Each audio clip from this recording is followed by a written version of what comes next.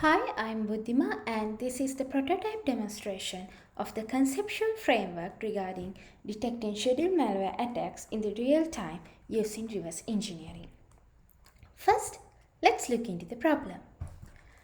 Dramatic slowing down or a failure of a system or of a network, deleting the critical system elements, distributed denial of service attack by overloading the network, discontinuing the operability of the system, data loss, and data theft can be named as some results of a malware attack. Even though there are no visible damages, malware attacks can be hidden and waiting for the right moment to be executed.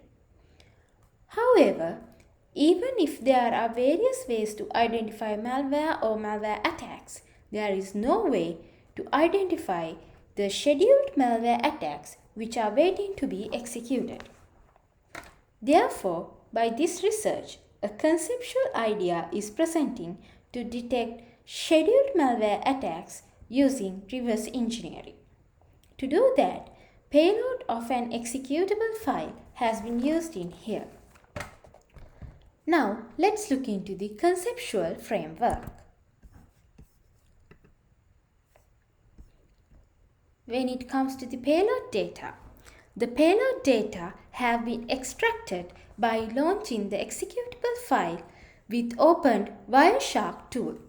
Then the network traffic and the network protocols will be captured and analyzed using the Wireshark tool to get the payload data.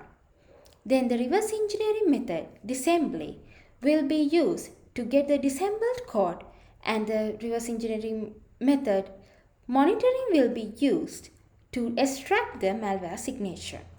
Here, when it comes to disassembling the code, a tool called disassembler will be used to analyze the code. It will convert machine code into an assembly code which is human readable. Then, by using debug information and tracing, assembled instruction will be mapped to the original code. The code will be reverse engineered into a high-level representation to determine the functionalities. Here the output will be represented as a pseudocode or a flowchart.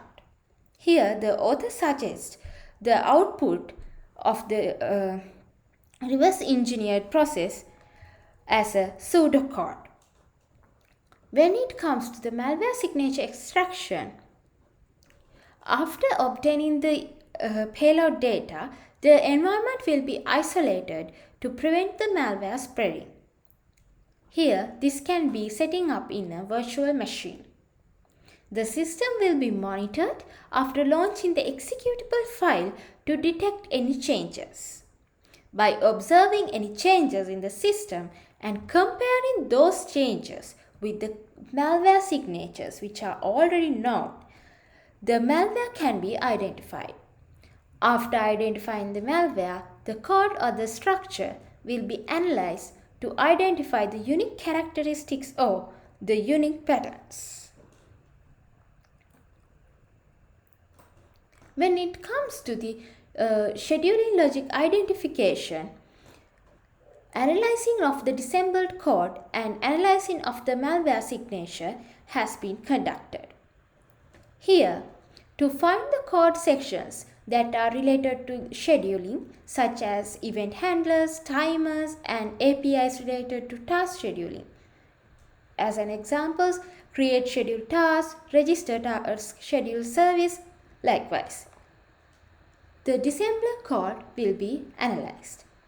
Here, the code will be examined to detect whether there are triggers such as time-based triggers and condition-based triggers to modify files or network connection.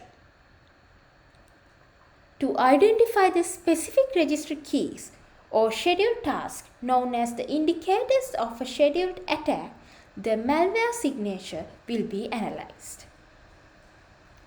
By analyzing the scheduling logic, the scheduled attack will be determined. Here, what triggers a malware to run, how often the malware is scheduled to run, and the tasks that malware is completing when it runs should be extracted from the scheduling logic to identify the scheduled attacks. Since the scheduled attacks are designated to run repeatedly during a long period of time, there will be multiple locations that malware has been affected. As a final step, the scheduled attack timing will be detected by using scheduled attack detection and scheduling time analysis. Here, the disassembled code analysis will be used to detect scheduled time analysis. By combining those two, the scheduling attack detection and the scheduling time analysis, the scheduling attack timing will be detected. Now let's move back to the improvements.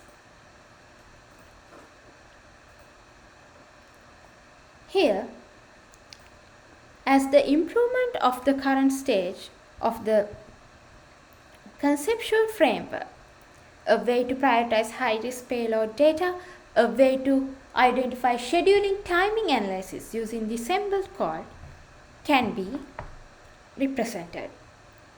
And that's the end of this demonstration. Thank you so much.